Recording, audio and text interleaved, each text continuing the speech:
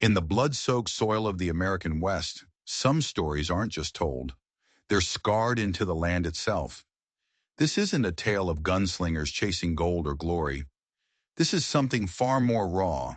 It's the story of a woman who had already lost everything and how she stared into the hungry eyes of a coyote pack to save a child who was not her own. Her name was Lyra Maloud, and what she did that day on the unforgiving plains of 1876 was an act of pure primal courage.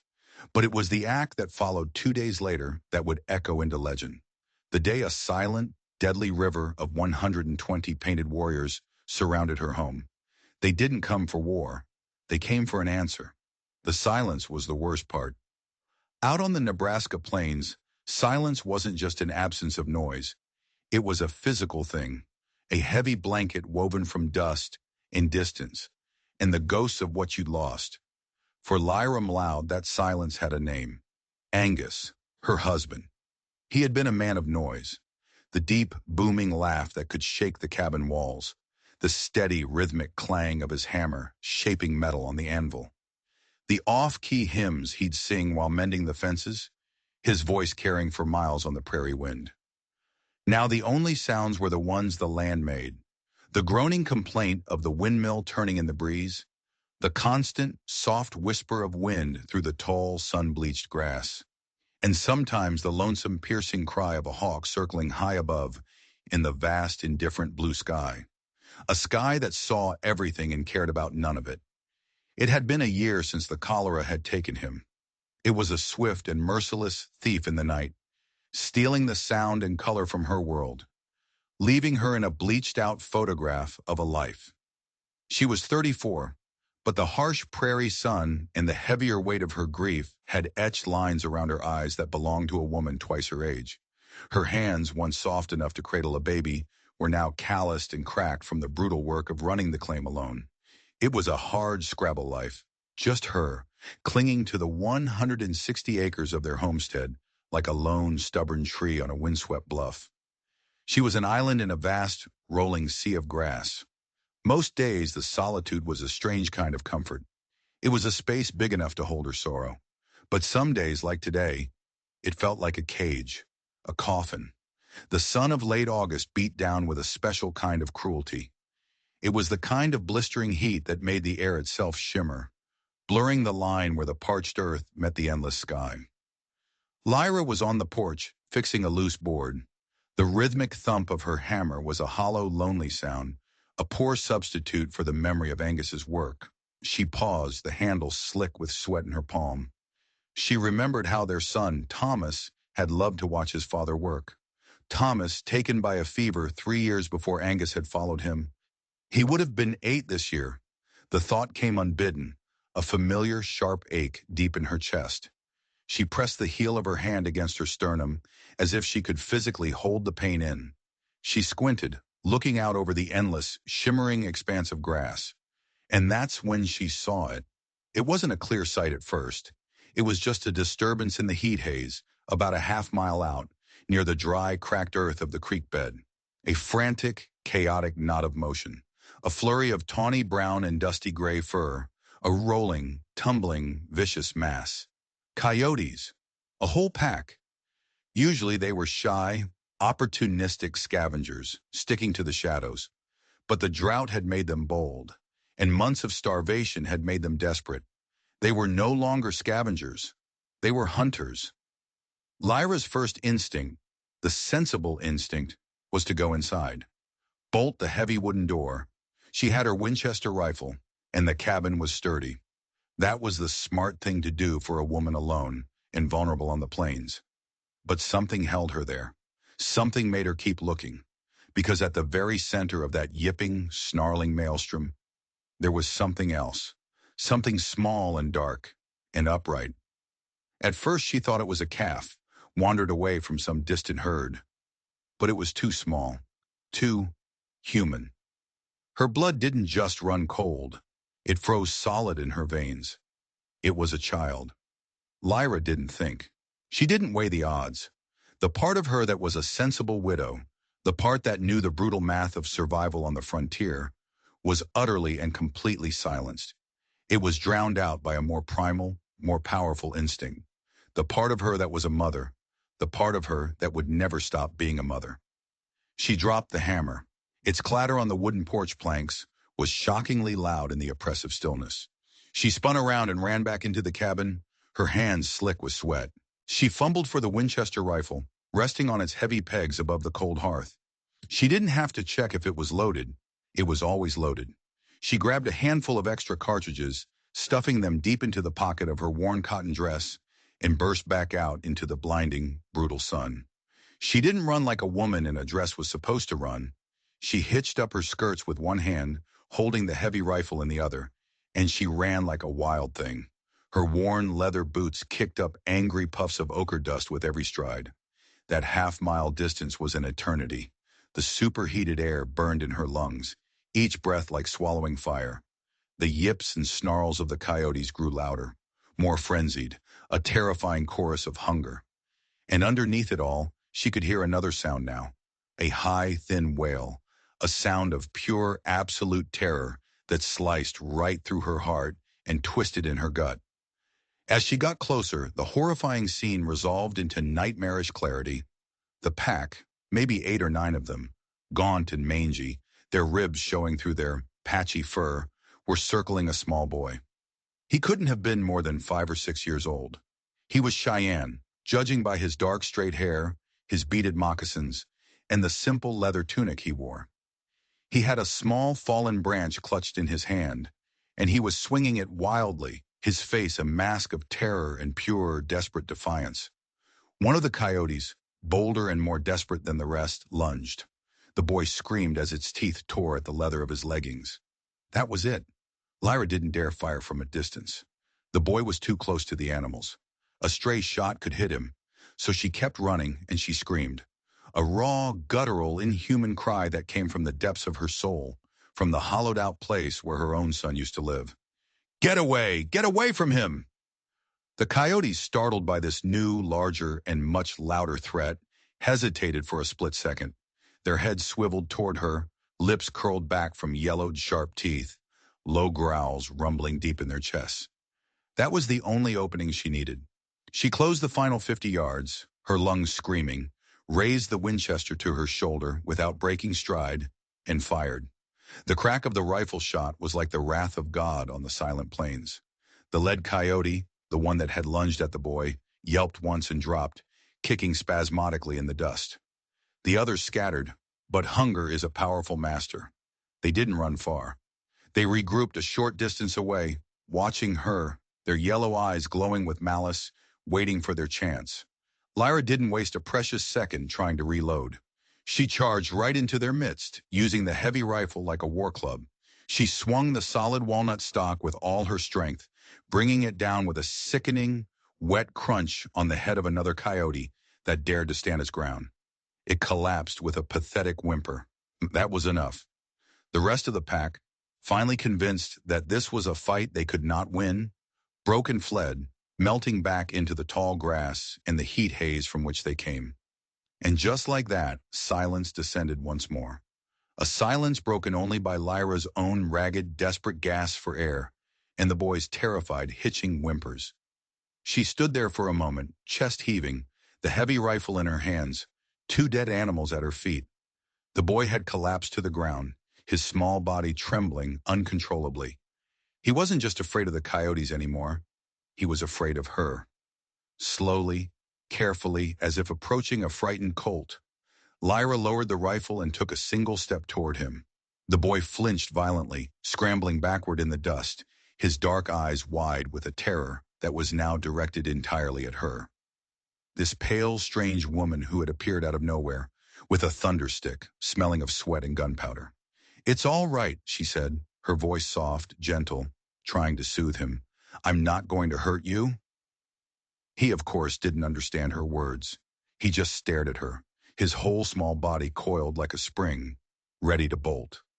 Lyra knew she had to do something. She couldn't leave him here. She sank to her knees in the dusty grass, making herself smaller, less threatening. She laid the heavy Winchester on the ground beside her, a clear gesture of peace. Then she held out her empty hands, palms up. "It's all right," she repeated, the words more of a prayer than a promise. That's when she saw the gash on his leg, a deep tear in the leather leggings where the coyote's teeth had found purchase. Blood was welling up, staining the buckskin a dark, angry red. He needed care. He couldn't stay out here. The wound could get infected, and out here an infection was a death sentence. She pointed to his injured leg, then to herself, then motioned slowly toward her cabin, a dark, lonely speck on the distant horizon. He just watched her, his expression a locked mask, his eyes revealing nothing. She knew this was a dangerous, dangerous game. He was a Cheyenne boy. His people were not at open war with the settlers in this specific region. Not right now. But the tension was a constant, humming wire stretched across the plains. The massacre at the Washita was a fresh, bloody memory, and the rumblings of a coming war with the Sioux to the north were on every white man's lips.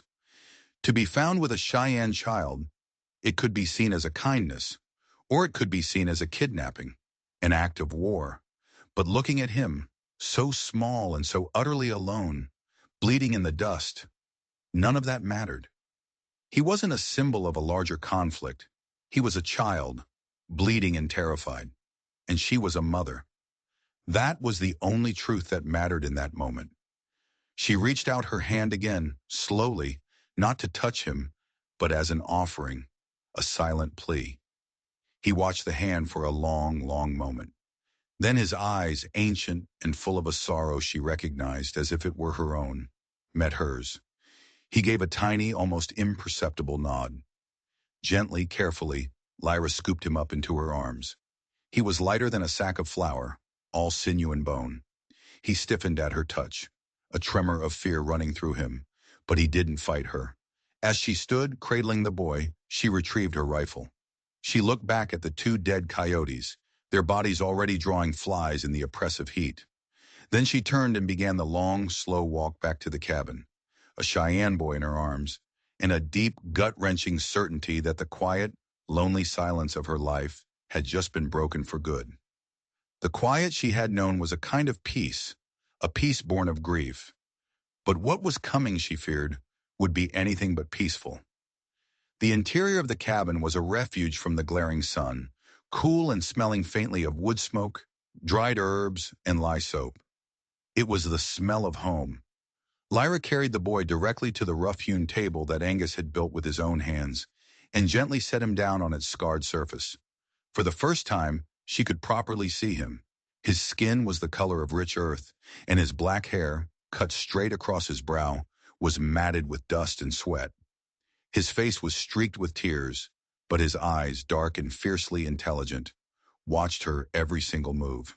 He was a beautiful child, she thought, with a proud, defiant set to his small jaw that reminded her so much of her own Thomas. The boy winced as his leg jostled, and Lyra's attention snapped back to the injury. "All right now, let's see to this," she murmured, more to herself than to him. She moved with a practiced efficiency, honed by years of hard frontier life, where doctoring was as much a part of the daily routine as cooking or mending. She stoked the embers in the hearth and put a kettle of water on to boil. From a wooden chest, she retrieved clean linen strips, a jar of foul-smelling but effective comfrey salve, and a bottle of whiskey. The boy watched her, his body tense, his eyes tracking her every step. When she approached with a wet cloth to clean the wound, he flinched violently, letting out a small, sharp cry of fear. "Shh," Lyra soothed, holding up her hands. "Easy now, just cleaning it. Has to be done."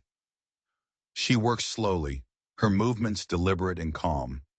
She showed him the cloth, dipped it in the warm water from the kettle, and dabbed gently at her own arm first. Then she gestured to his leg. He seemed to understand the pantomime. He gritted his teeth, his small hands clutching the edge of the heavy table. But he allowed her to clean the blood and dirt from the 4 deep puncture wounds. The gash was ugly, but the bleeding was slowing. It didn't look like an artery had been hit. Thank God for that. She uncorked the whiskey. The sharp alcoholic scent filled the small room. The boy's eyes widened in alarm as she poured a small amount onto a fresh cloth. "This is going to sting," she warned him, knowing he wouldn't understand the words, but that he would soon understand the meaning all too well. "It's for the sickness. Stings now, so you don't get sick later. Be brave.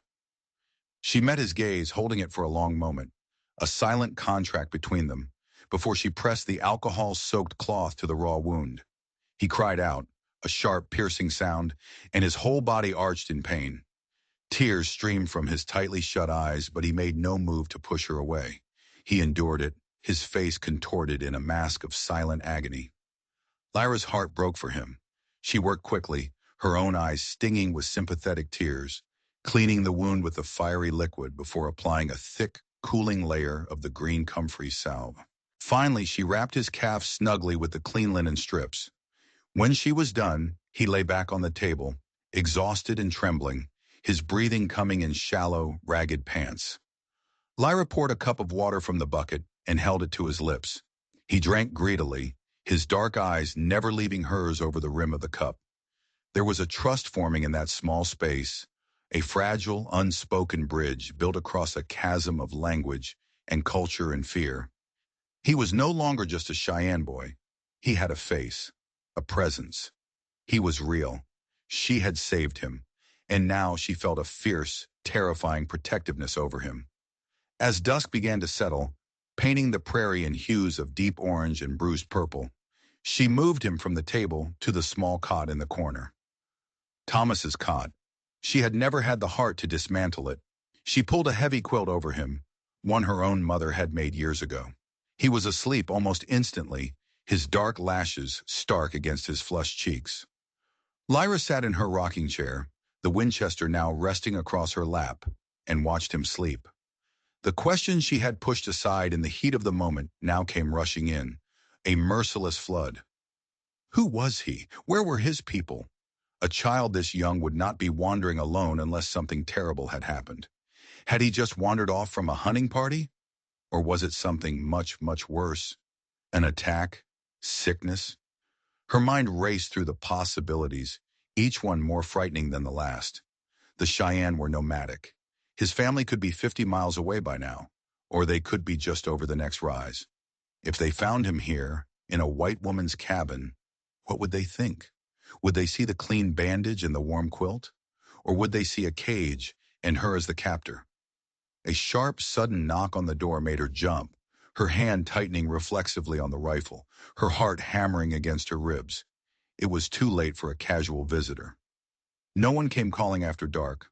"Lyra, you in there?" A man's voice called out. She relaxed slightly, but her hand stayed on the rifle. It was Silas Croft, her nearest neighbor, and in some ways, her biggest threat. "Just a moment, Silas," she called back, her voice tight, strained. She rose quietly from the rocking chair and stood the Winchester by the door before unlatching it. Silas stood on her porch, a flickering lantern in one hand and a heavy shotgun cradled in the other. He was a gaunt, severe-looking man with a fringe of gray hair and pale, judgmental eyes that seemed to miss nothing and forgive less. "Saw the smoke from your chimney," he said, his gaze sweeping past her, probing the cabin's interior. "Figured I'd check. Didn't hear you was expecting company." His eyes narrowed, sharp and suspicious. "Heard a rifle shot earlier. Sounded like it came from your direction." "Coyote was getting bold," Lyra said, keeping her body framed in the doorway, trying to block his view of the cot in the corner. But Silas was not a man to be easily deterred. He craned his neck, his eyes adjusting to the dim, flickering light inside. And then they fell upon the small form under the quilt on Thomas's cot. A flicker of disbelief, then raw suspicion, then pure, unadulterated alarm crossed his weathered face.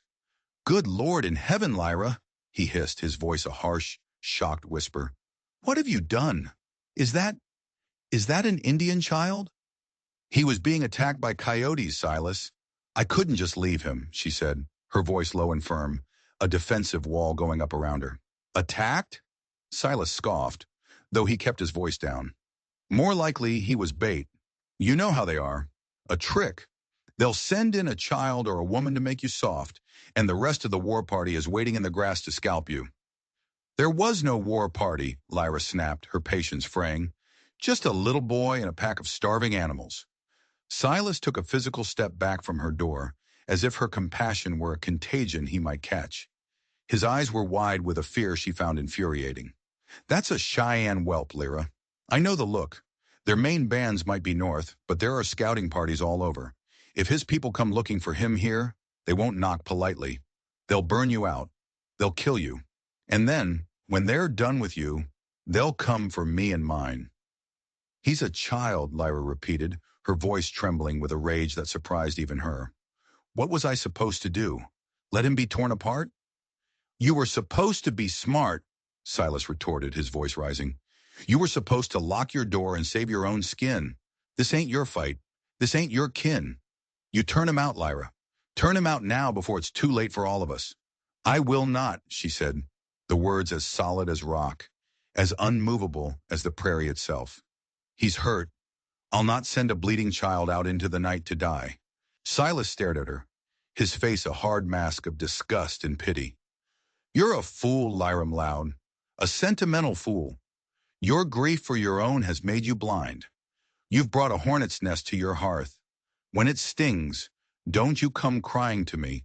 He backed away from the porch, already distancing himself from her decision. I'm riding to Cottonwood Creek at first light. I'm telling Sheriff Brody. Maybe he can talk some sense into you before we all have to pay the price for your foolish heart. He turned without another word and stalked off into the darkness, his lantern bobbing like a resentful, angry firefly. Lyra closed the door and slid the heavy wooden bolt into place. The sound echoed in the sudden, crushing silence. She leaned her forehead against the cool wood, her body trembling. The threat from the Coyotes was over, but Silas had just made it terrifyingly clear that a new, more dangerous threat was just beginning. The cabin was no longer a refuge. Its walls were now a cage, trapping her inside with the consequences of her choice. She looked over at the sleeping boy, his chest rising and falling in a steady, innocent rhythm. The storm wasn't just coming from the outside anymore. It was here, inside these four walls, and she was standing right in the eye of it. She had one day, maybe two, before the world came crashing down on her. The first pale light of dawn found Lyra already awake. She hadn't slept a wink. Every gust of wind rattling the windows, every creak of the cabin's old timbers, had sounded like the stealthy footfall of an approaching warrior, or the metallic click of a rifle being cocked. She had sat in the rocking chair all night long, the Winchester a cold, heavy, and strangely comforting weight on her lap, watching the boy. He had woken once in the night, his skin hot to the touch, feverish and crying out in a language she didn't understand, his words sharp with delirium and fear. She had cooled his forehead with a damp cloth and spoken to him in low, soothing tones, the way she had with Thomas so many times. He had eventually settled, his small hand gripping her finger with surprising strength, before he drifted back into an uneasy sleep. Now, with the sun rising, she knew she had to act. Silas's threat to fetch the sheriff was real. He would paint her as a reckless fool, maybe even a kidnapper. She could either wait for the law to come to her, or she could meet it head-on. More importantly, she needed supplies. The boy's fever was a bad sign, a very bad sign. She needed quinine, and perhaps better bandages than the torn linen strips she had. She made her decision in the cold, gray light of dawn. She would ride to Cottonwood Creek herself. The boy was still sleeping soundly. His breathing was even, the fever seemingly having broken with the dawn. Leaving him was a risk, a huge risk, but staying here and waiting for Silas to turn the whole county against her was an even bigger one. She scribbled a hasty note, knowing full well Silas would be the only one to find it if something happened to her, and left it on the table. Gone to town, back by sundown. She left a bucket of fresh water and a bowl of leftover stew beside the cot in case he woke up hungry. After one last long look at the sleeping child, a knot of anxiety tightening in her stomach, she bolted the door from the outside and strode to the small paddock where her horse, a sturdy buckskin mare named Daisy, was waiting. The ride to Cottonwood Creek was one she had made 100 times before, but today it felt different. The familiar landscape seemed menacing. Every rustle in the tall grass, every long shadow cast by a lonely butte held a potential threat. She rode hard, pushing Daisy faster than she normally would, a gnawing sense of urgency propelling her forward. Silas would have had a head start, but his old nag was no match for Daisy's younger, stronger legs. Cottonwood Creek wasn't much of a town. It was more of a hopeful cluster of buildings huddled along a muddy stream, a general store, a saloon, a blacksmith, a church, and the sheriff's office. As Lyra rode down the single dusty street, she felt the eyes of the town's people on her. News like wildfire traveled fast on the plains. Silas had clearly already been here. Faces peered from behind curtains. A group of men talking outside the saloon fell silent as she passed, their gazes hard and unfriendly.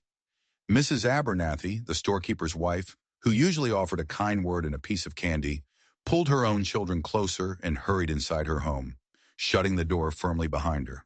The welcome mat of the small community had been pulled from under her feet. She was an outsider now, a pariah, a threat. She tied Daisy outside the general store and walked in. The little bell above the door announced her arrival with a cheerful jingle that was jarringly at odds with the thick, hostile atmosphere inside. Mr. Abernathy was behind the counter, methodically polishing a glass jar with a rag. He looked up, and his face, normally ruddy and welcoming, became a stony, impassive mask. "Lyra," he said, his voice flat, devoid of any warmth. "Henry," she replied, trying to keep her own voice steady, refusing to show the fear that was churning in her gut. "I need some things. Quinine, some rolled bandages, and a bit of jerky." Abernathy stopped polishing the jar and placed it deliberately on the counter. "Heard you took in a stray," he said, his eyes fixed on the jar, not on her. "I helped a child who was in trouble, Henry." "That's not what Silas Croft tells it," he muttered. "Says you've brought the devil's own get into your home, a Cheyenne. After what happened to the Miller family over on the Republican River last spring? People are spooked, Lyra. You can't blame them." "The Miller family was hit by Kiowa raiders, not Cheyenne," she countered, her temper flaring. "And this is a little boy, not a raiding party." "They're all the same to folks around here," Abernathy said, finally meeting her gaze. His eyes were cold, hard chips of ice. "I can't sell you the quinine, Lyra. It's for sick folks in the town, not for that." Lyra stared at him, stunned into silence. "Henry, we've known each other for 5 years. You and Angus stood up for each other against the railroad surveyors. And Angus would be turning in his grave if he knew you were sheltering one of them in his house." "On his own son's bed," Abernathy shot back, his voice laced with righteous anger. He gestured sharply to the door. "I think you should go. You're not welcome here while you're courting trouble." Shaking with a mixture of raw anger and disbelief, Lyra turned on her heel and walked out. The little bell mocked her with its cheerful sound. The door to her community, to her world, had just been slammed and bolted in her face. Her last hope was the sheriff, a hope that was dwindling with every hostile glare she received. Sheriff Brody's office was a small, cramped clapboard building with a single barred window that made it look more like a cage than a place of law.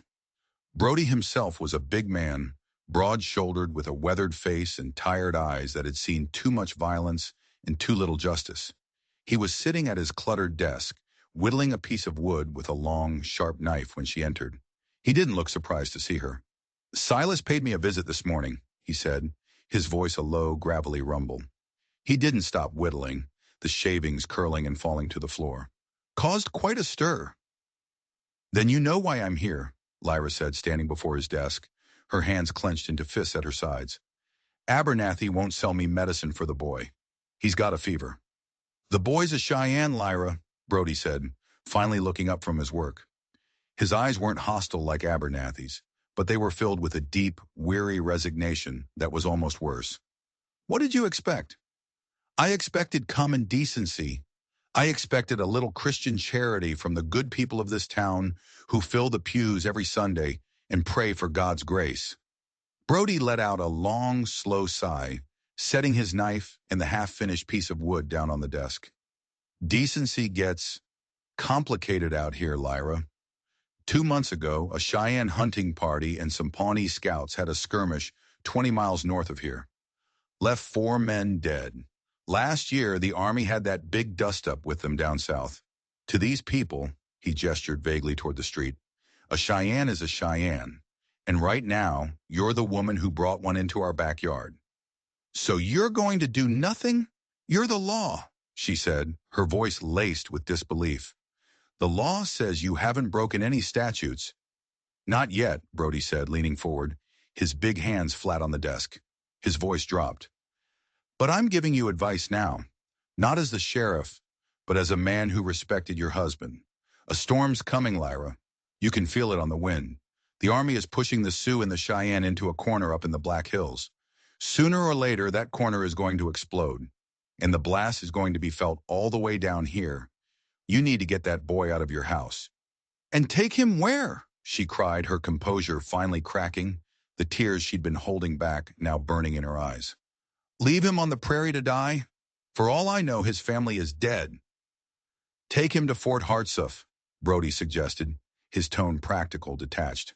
"The army has scouts, interpreters. They can find his people. It's the safest play for everyone. For you, for the boy, and for this town." The thought of turning the small, feverish boy over to the uniformed soldiers, the very men his people were fighting, made Lyra's stomach turn. They wouldn't see a child. They'd see a pawn, a bargaining chip, or worse, a nuisance to be dealt with. "No," she said, her voice quiet but firm as steel. "I can't do that." Sheriff Brody studied her face for a long, silent moment. A flicker of something, admiration perhaps, or maybe just pity, moved in his tired eyes. He shook his head slowly. "You're as stubborn as Angus was. I hope to God it doesn't get you killed." He stood up and walked to a locked cabinet in the corner. He opened it, took out a small brown bottle, and slid it across the desk to her. "It's quinine," he said gruffly. "You didn't get it from me. I wasn't here. You were never here. Now get on your horse and ride straight home. Don't stop. Don't talk to anyone. And Lyra, bolt your door. And pray. Pray that his family doesn't find you. Because if they do, this badge and this gun won't be worth a damn." Clutching the precious bottle of quinine, Lyra left the office. The ride home was even more fraught than the ride in. The sheriff's words echoed in her mind. A storm's coming. She wasn't just fighting the prejudice of her neighbors anymore. She was caught in the grinding gears of a much larger, more dangerous machine. As she crested the last rise and saw her small cabin standing solitary against the setting sun, a wave of pure dread washed over her. It looked so small, so fragile, so utterly defenseless. She spurred Daisy on, a desperate urgency to get back inside its flimsy walls consuming her. She pulled up hard, swung down from the saddle before the horse had even stopped, and ran to the door. It was still bolted from the outside, just as she'd left it. A small measure of relief flowed through her. She fumbled with the latch, her fingers clumsy with haste, and pushed the door open. "I'm back," she called out, her voice echoing in the sudden, heavy quiet. The cabin was silent. The bowl of stew she left on the table was untouched. The boy was gone. The cot was empty. Cold, sharp panic seized her. She scanned the small room, her eyes wild, her heart pounding a frantic rhythm against her ribs. Then she saw it. The back window, the one that looked out over the dry creek bed, was shattered. A small piece of torn buckskin from his tunic was snagged on a jagged shard of broken glass. He hadn't just woken up and left. He had fled. Or worse, he had been taken. The sun had bled out of the sky, leaving behind bruised purple clouds on the western horizon. A profound silence had fallen over the prairie, a silence deeper and more menacing than the one Lyra had grown used to. It was the silence of anticipation, the held breath before a lightning strike. She stood frozen in the middle of her cabin, the shattered window a gaping wound in the wall, her heart a frantic drum against her ribs. He was gone. The boy had run. But why? Had he been scared? Had he woken up alone in the strange house, delirious with fever, and panicked? Or had someone taken him? The thought sent a fresh wave of ice through her veins. Silas? One of the angry townspeople? Had they come while she was gone? She grabbed the Winchester and ran outside, calling a name she didn't even know into the deepening twilight. "Boy, little boy, where are you?" Her voice was small, swallowed by the immense darkening landscape. Only the wind answered, whispering through the tall grass, like 1,000 secrets. She circled the cabin, her eyes scanning the dusty ground for tracks. She found them near the broken window. Small moccasin footprints heading not east toward Silas or west toward the town, but north. North toward the low rolling hills that marked the edge of the desolate sandhills country. He was hurt. He was still weak with fever, and he was heading into the vast, unforgiving wilderness alone as night fell. For a moment, she was paralyzed by indecision. Should she go after him into the dark, or should she stay, bar the door, and heed Sheriff Brody's warning? But the image of the boy, small and feverish, stumbling through the darkness, prey for any predator, was more than she could bear. He was her responsibility. She had pulled him from the jaws of the coyotes. She couldn't abandon him to the prairie now. It wasn't in her. She saddled Daisy again, her movements hurried and clumsy in the fading light. She strapped the Winchester to the saddle and tied a lantern to the horn, its small flame a pathetic defense against the coming night. She was about to mount when she felt it. It wasn't a sound. Not at first. It was a vibration, a low, rhythmic, powerful tremor in the ground, felt more through the soles of her worn boots than heard with her ears. It was a feeling she had never experienced before, but one her deepest, most primal instincts recognized immediately. Hoofbeats, not one horse or a dozen, but many, an army of them. Her head snapped up, her eyes scanning the ridge to the north, the same direction the boy had fled, and then she saw them. They came over the crest of the hill, not as a group, but as a flood, a living, silent river of painted flesh and feathered lances, silhouetted against the last dying light of dusk. They weren't a scouting party. They were a war band. At first she thought there were 50. Then she realized her count was impossibly, terrifyingly low. The line kept pouring over the ridge, spreading out, fanning across the prairie like a deadly closing hand. 100. Then more. They moved with a terrifying fluid silence. The only sound was that low, thunderous drumming of unshod hooves on the dry, hard earth. Fear, absolute and primal, rooted Lyra to the spot. This was the storm Brody had warned her about. This was the hornet's nest Silas had accused her of bringing to her door. Her mind screamed at her to run, to get on the horse and flee in the opposite direction, to disappear into the darkness. But her legs wouldn't obey. And where could she possibly run that they couldn't follow? They formed a vast, perfect semicircle around her homestead, their lines stretching from the creek bed on one side to the edge of her tilled cornfield on the other.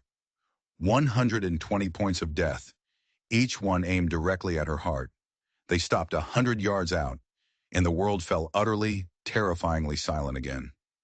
In the gathering twilight, she could see the details now, the grim, determined faces painted for war, the cold glint of rifle barrels resting on their arms, the deadly sharp tips of lances adorned with eagle feathers that stirred in the evening breeze, the muscular sheen of their war ponies, their breath pluming in the cool air. From the very center of the line, one rider emerged.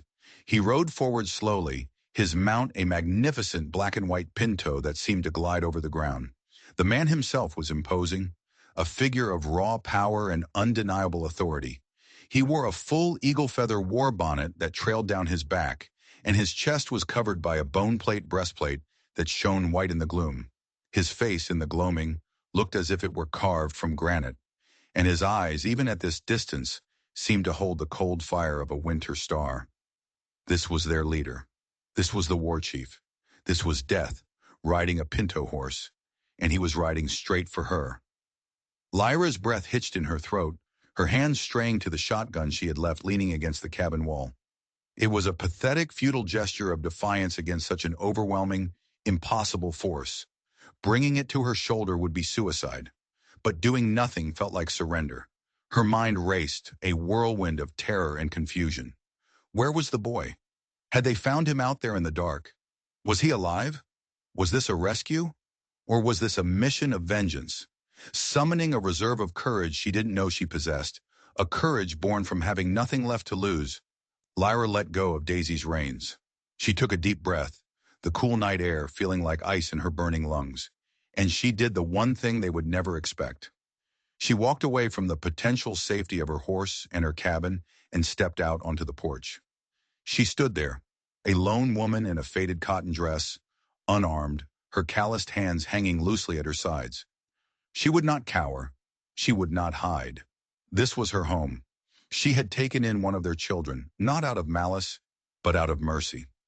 If she was to die here, on the porch Angus had built, she would die looking her executioner in the eye. The chief reined in his pinto about 50 feet from her porch. He stared at her, his expression as unreadable as the stone he resembled, his silence a crushing, heavy weight.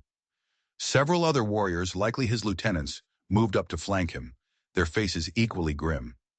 The tension stretched, thin and fragile and screaming, like a spider's thread pulled to its breaking point. One wrong move, one shout, one panicked gesture, and it would snap, unleashing hell.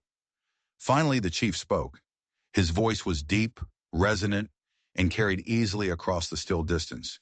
He spoke in the Cheyenne tongue, the words guttural and sharp, like stones striking stones. Lyra didn't understand a single one, but the meaning was as clear and as final as a gunshot. It was a demand, an accusation, a sentence. One of the warriors beside him, an older man with a face like a dried apple, urged his horse forward a few paces and spoke in broken, heavily accented English. His voice was a dry rasp.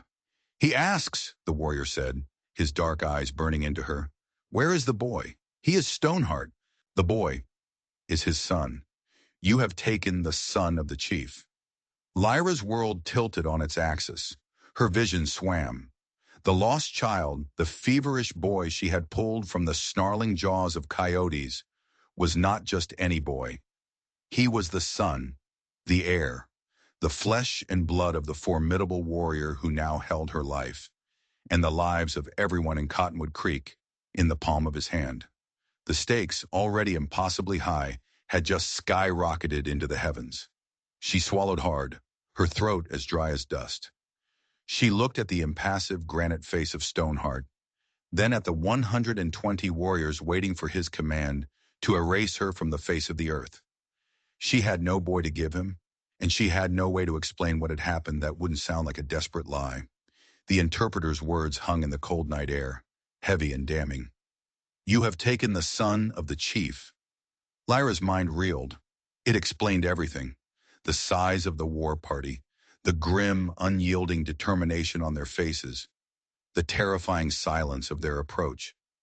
This wasn't just about a lost child. It was about the stolen heir of a powerful leader, a profound, unforgivable insult that could only be answered with blood and fire. She had to answer. Silence, she knew, would be an admission of guilt.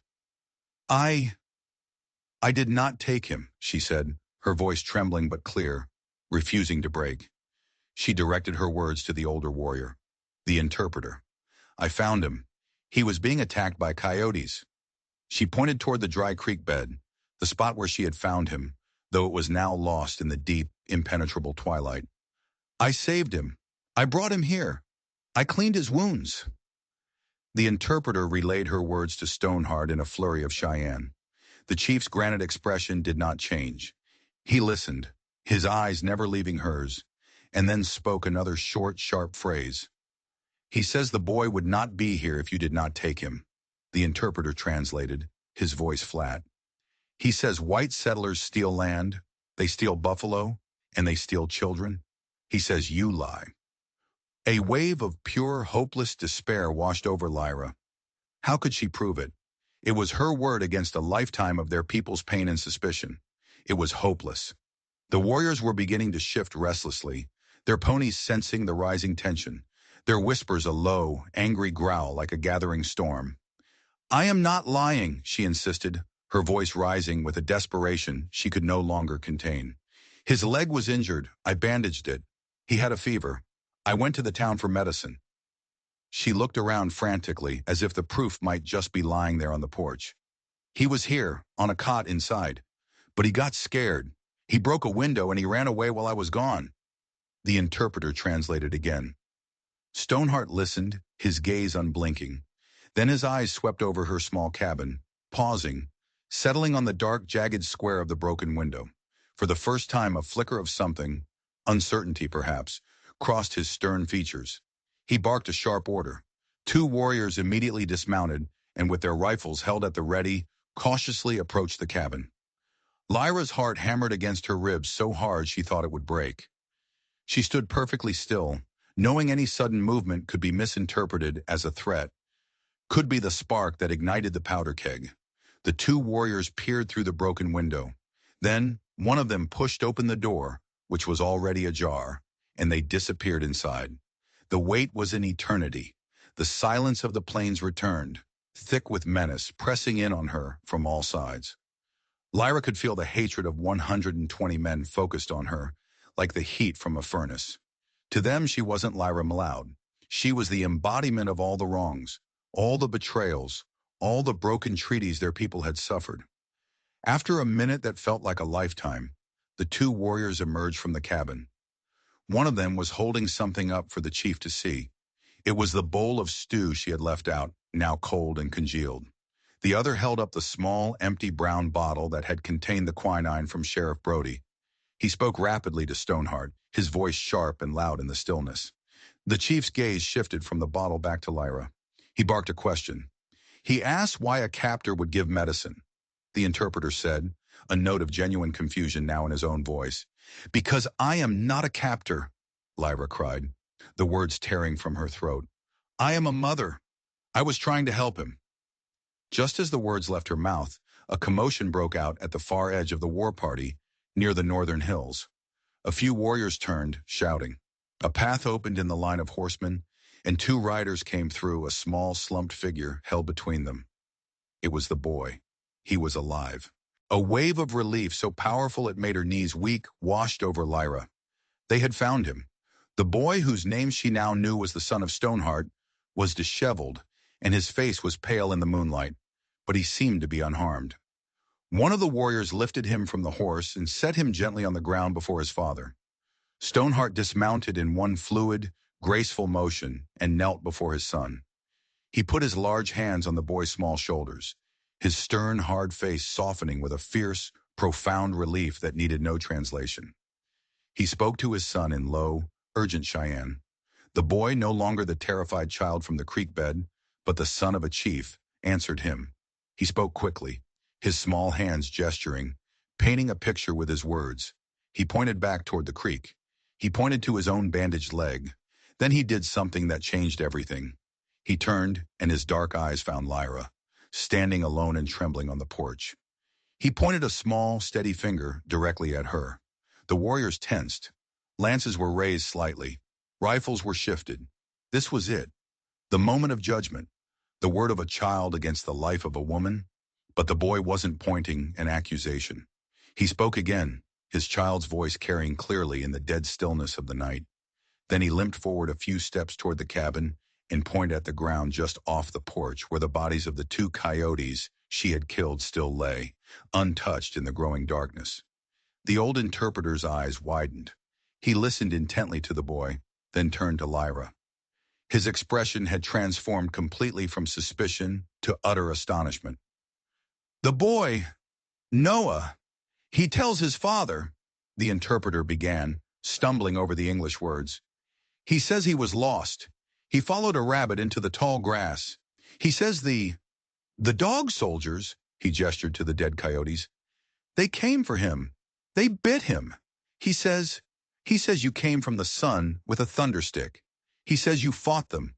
You saved him." A low murmur rippled through the assembled war party. Faces that had been hard masks of hate now showed confusion, doubt. Stoneheart stood up slowly, his gaze locked on Lyra.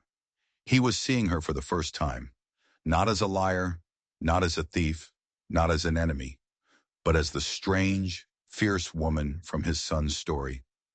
The savior who came from the sun. But a crucial question remained, a question that hung in the air between them, heavier than any threat. Stoneheart spoke again, his voice softer now, but still laced with the authority of a leader who needed all the facts.